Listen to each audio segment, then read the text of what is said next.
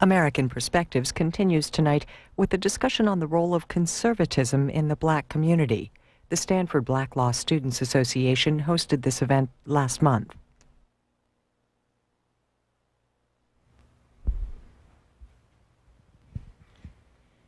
Good evening, and welcome to Stanford Law School for this evening's panel entitled The Future of Black America, The Implications of the Rise of Black Conservatism. I'm Kathleen Sullivan, Dean of Stanford Law School, and it's my great honor to introduce the moderator for our distinguished panel this evening. Now, to start the dialogue going with our distinguished panelists, I'm very, very proud and pleased to introduce my colleague, Richard Banks, Associate Professor of Law here at Stanford Law School.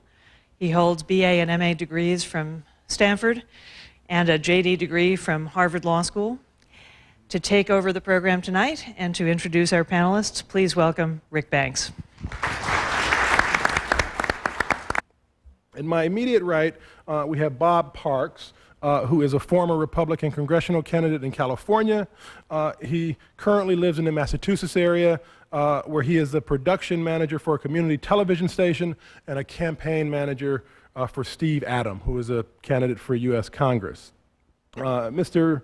Parks has also written a number of columns and continues to write a number of columns that appear on a variety of websites, such as Men's News Daily, CrownWatch.com, TheBlackConservative.com, CaliforniaRepublic.org, WashingtonDispatch.com, and more. First of all, I am a son of a scholar.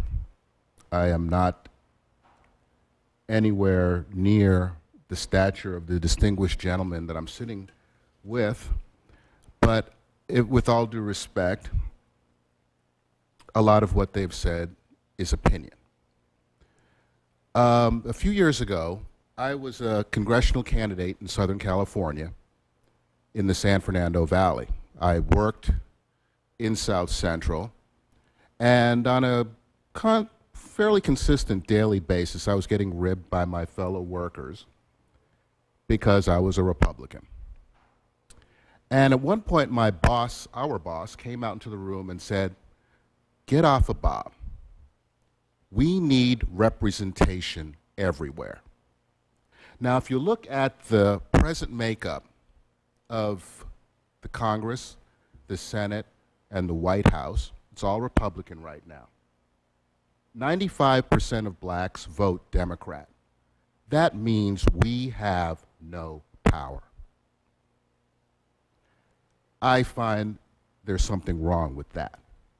What I also have problems with is in the black community, where we have black Congress people representing us, black city council people, black principals, black school superintendents, the same things that we've been bitching and moaning about for the last 40 years hasn't been fixed.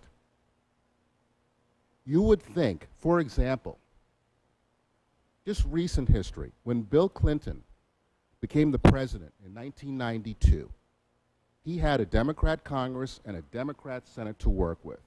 And all the problems that have faced the black community, he had an opportunity to fix.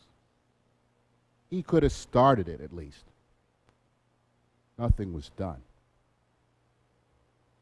I also heard about Mr. Reagan and his opposition to the Civil Rights Act. In the year 2000, I believe it was even on C-SPAN, I saw Al Gore.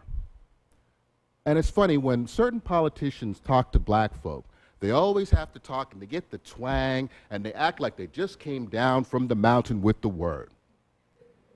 And he was talking about how his daddy was a champion of civil rights. The majority of, if you check the Congressional Quarterly, June 1964, you'll see that the majority of Democrats in the Senate, at least, voted against the Civil Rights Act. It wasn't for the Republican Party, there wouldn't be one. Al Gore's father voted against the Civil Rights Act, but to his credit, he voted for the Voting Rights Act. So it was not okay for blacks to have civil rights, but you could still vote for them, just not in the same building. what really bothered me about his little speech was that nobody in the news establishment questioned him on it, which tells me that either the news media is either complicit with a lie like this, or they're ignorant, and I don't know what's worse. The Democrats like to go around saying how they're the party of civil rights. Yet, a lot of the problems, like I said, still exist. Black folk, for example, a few years ago in a poll in the LA Times, 70% of black and Latino parents said they wanted vouchers. We heard from our leaders, and I'll get to that in a moment because I always have a problem with people who, I don't understand why black folk need to have leaders. Who's the Chinese leader in this country? Who's the Latino leader in this country? Why do black folk have to have a leader like we're some sheep that need to be spoken for? When something happens in the black community, CNN shows up and they have to run and find out Jesse Jackson, have him interpret to the world what happened in our community. Anyway, I don't know. Well, I'm sure when we start getting into questions and answers, we can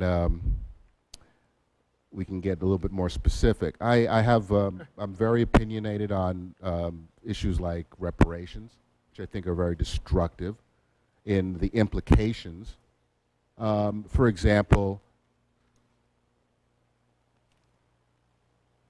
if you are half white and half black, what side pays the other? If you live in, for example, if you buy a house, you get your $1 million. First of all, I think it will bankrupt the country.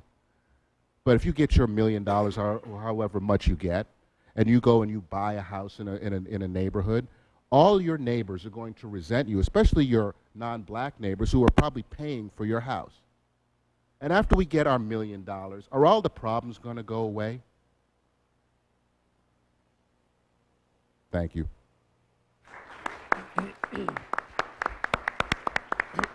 Well, this is